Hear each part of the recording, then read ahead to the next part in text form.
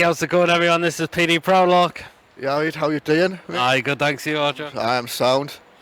Good, yeah, man. Dean, how you doing, man? How's it going? I'm good, man. Been a while since you were last on the channel, I think. Yeah, it was. I think it was Gated and Northern Athletic game the last time I was with you and all that. The last preview or review was Man United as well. Oh yeah, when I had a bit of a debate with Sharky about something like that.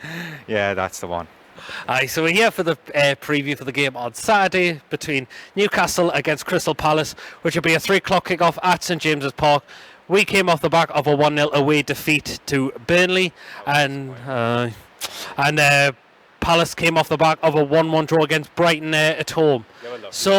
But this game will definitely not be an easy one at all, I would say, considering we have got injuries as well. But Palace have also been rocked with a kind of few injuries as well. So, all right, bros, since you are at the game on Saturday, how do you think we'll go into this game? I reckon we've got a chance against Palace since we're at home, but we're just gonna see how we do. Obviously, we do have the upper hand. Obviously, with Palace, they are out with a few players like Gary Cahill, Townsend, Jeffrey Schlupp, Patrick Van Aanholt. There's another two which I can't think of, but obviously we are missing out on Shelby and Almiron. Obviously, they said they could be 50-50 according to Steve Bruce. Yeah, I would like to see them playing, but I didn't want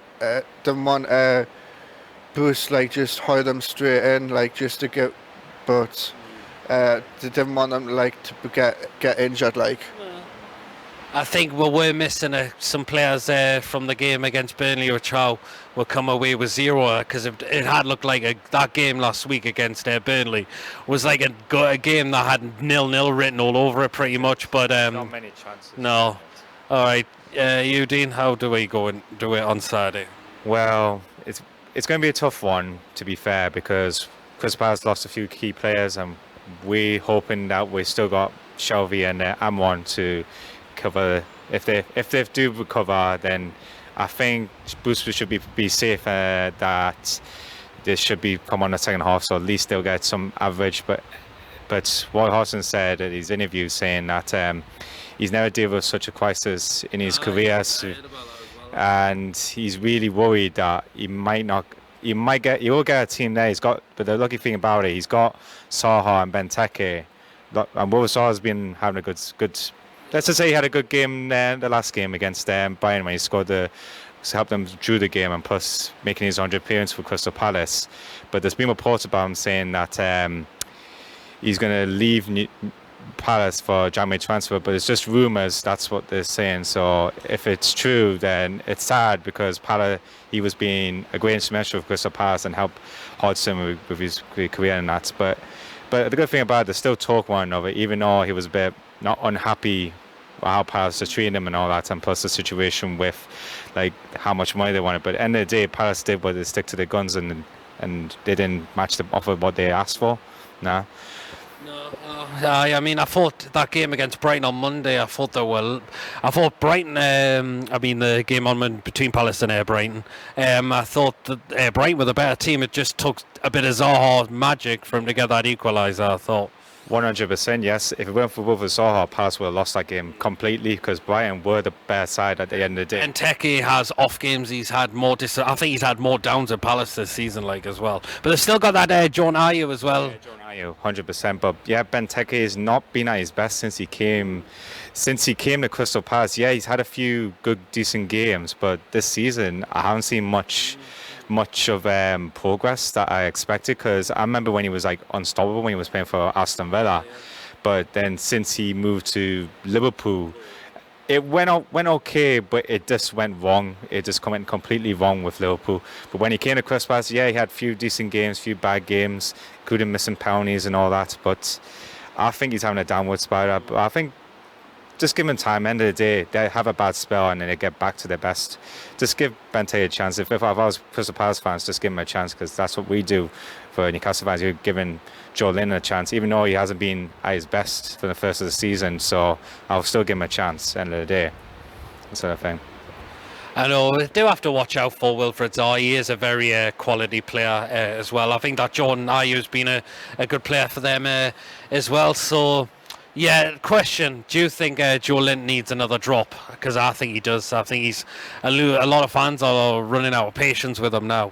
Yeah, I reckon we should need a drop him. Like he's had Maybe bring Gale in. he's had too many chances. And like I say, like he doesn't get the service whatsoever. If you look at compared to Rondon and Joe Linton, Rondon always had the ball in the air where the net is.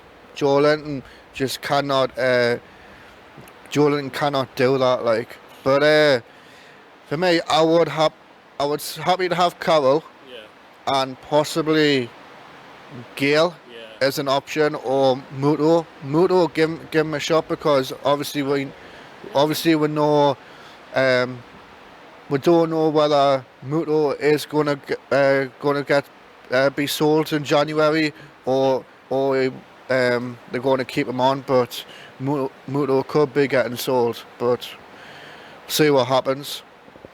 But you dropped Joe Linton on Saturday.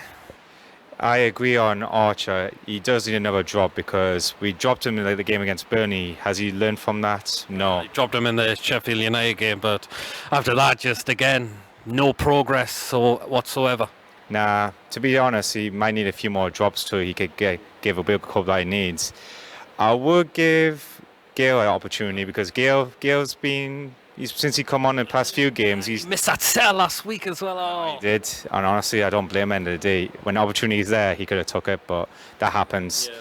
And Andy Carroll was lucky he didn't get sent off in that game against Burnley. Very lucky. And he had a chance as well in the first half for that header. Oh, he did. He had the best chance that he's had since he came back to Newcastle, but he's very lucky he didn't get sent off, because if the referee see that closely, that would have been a straight red card. Very lucky. So he should count his blessings that it was lucky. Yeah, we'll get into what the predicted lineup will be on Saturday as well. So, of course, the goalkeeper, it's going to be, obviously. Martin Dubravka. Yep, Mark Abata, 100%. The three centre-backs, I think Bruce might keep them the same as well. So you got Cher, Fernandez and Dummett. I've not heard any news about Clark being fit on Saturday yet. Yeah, and I would agree with them three centre-backs. Like,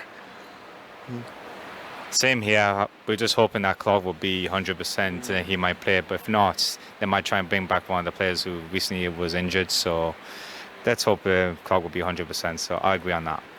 Wing backs, I'm keeping them the same, Manquillo and Willems. yeah, definitely keep Manquillo and Williams. Like, Rumours Manquillo's being linked away, and apparently West Ham were. yeah, West Ham's been linked with him.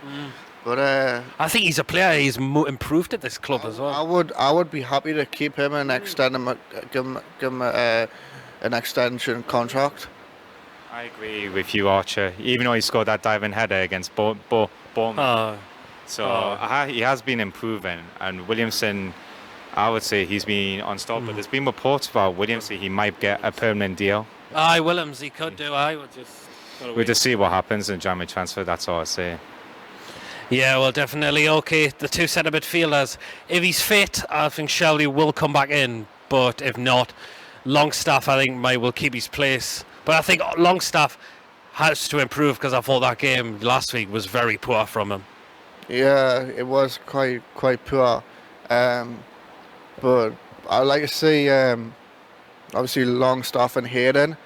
Plus, I also fancy Matty as well. Matty could be an option. Yeah, so Yeah, Sean Longstaff come back from suspended 3 games. It was going to take time to adjust to play more games and all that, but I would give my Longstaff another chance, even though he hasn't been frequently recently since he scored that winner against Manchester United. So, but I'll still give Sean Longstaff a chance. He's just getting back in. If Shelby's not fit yet. Yeah, if Shelby's not 100%, so I would say keep Sean Longstaff in there, and I will give my Longstaff a chance probably in the second half. We'll see what happens. And of course, the attacking three, I think one of them is going to be Christian Atsu. I think Carroll will keep his place, I think. And I will put him back in if he's fit, Almiron. But if not, I think Gale, to me, has got to come in. Yeah, I totally agree with that. Definitely Atsu, Carroll. If he's fit, yeah, Almiron, because we need someone with pace. But if not, then obviously it's got to be Gale, isn't it? I agree on Archer. We might bring Gale back. If we bring Gale back with links with Carroll, there might be an unstoppable force, but we'll just see what happens. If Ammon's 100% fit, then that'll be a good strike force. But at the moment, Again, advantage. I've not seen the trainer picks yet, but Shelby was hoping he was going to be back training this week. But again, we'll just have to wait and see till Bruce gives his press conference out tomorrow as well. yeah, end of the day, it's only when the press conference comes, Bruce will give updates of what's been happening. But at the moment, we just don't know. That's what it is. All right then, go Ireland. Score prediction, lads, for Saturday. Oh, I'm going for an hour 2-1. 2-1 to Newcastle. Two- To Newcastle. 2-1 Newcastle. Tough game.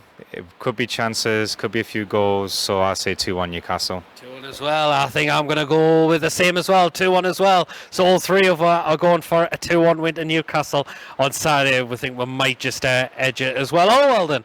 Let me know in the comment section what you think will happen on Saturday, what your predicted lineup be, and of course your score prediction as well. Thank you for watching. Don't forget to give this video a like, a comment as I said, and if you're also new and haven't checked me out, please do hit that subscribe button. Remember, I'm still on planning to do the Q&A at some point. I just need them few more questions. The post is still pinned on my Twitter page. If you don't follow me, or if you do follow me, it is obviously PD Proudlock. There will be a link in the description, and I'll see you all later. Take care.